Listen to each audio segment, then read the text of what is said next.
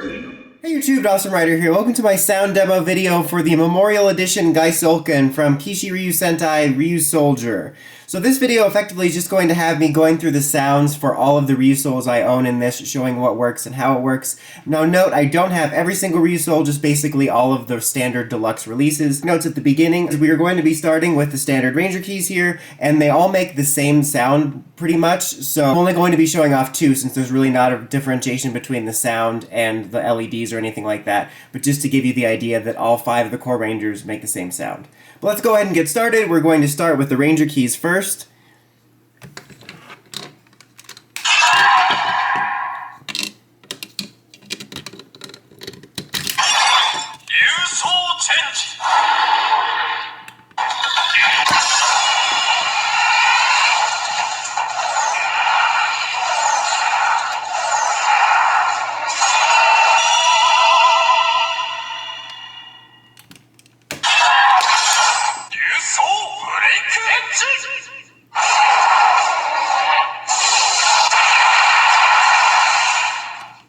I'm just going to use pinks to illustrate.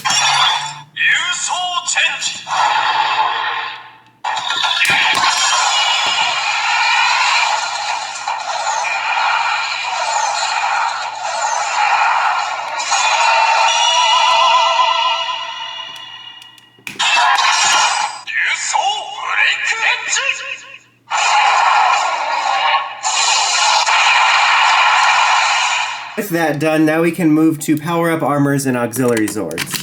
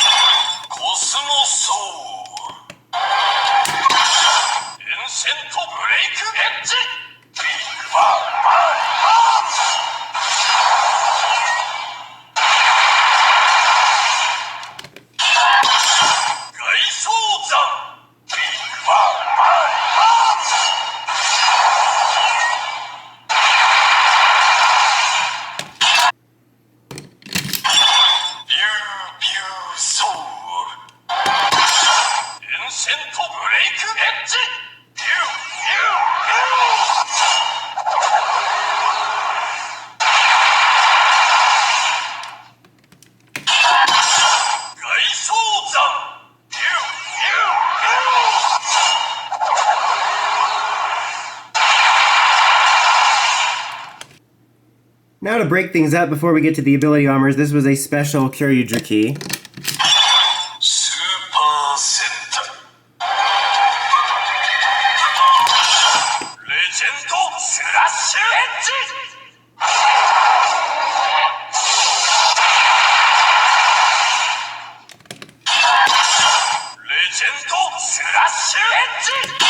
Alright, now we move on to the ability armors.